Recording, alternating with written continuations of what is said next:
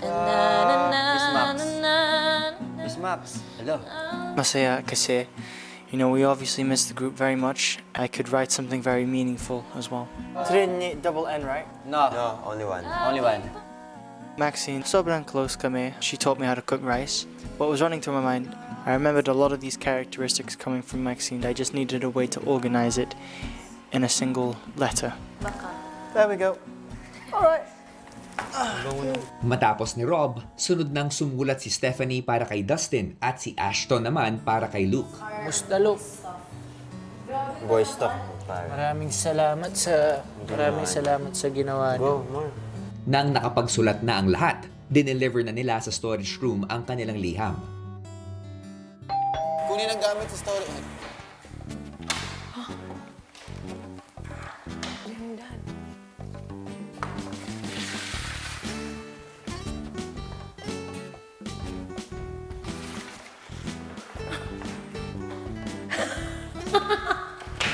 Guys! May sulat sa atin. May sulat sa atin galing yung kabilang grupo. Dito, dali.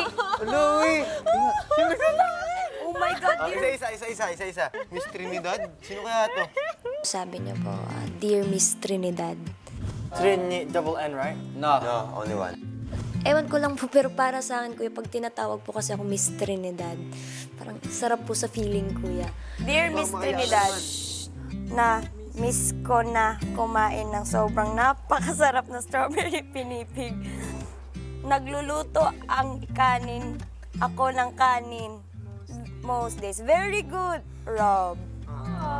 Very good, Rob. Sobrang saya ko po, kuya, kasi nga po, ako po yung nagturo sa kanya paano po magsaing. Sobrang natuwa naman po ako, kuya, sa mensahe niya. Sweet po.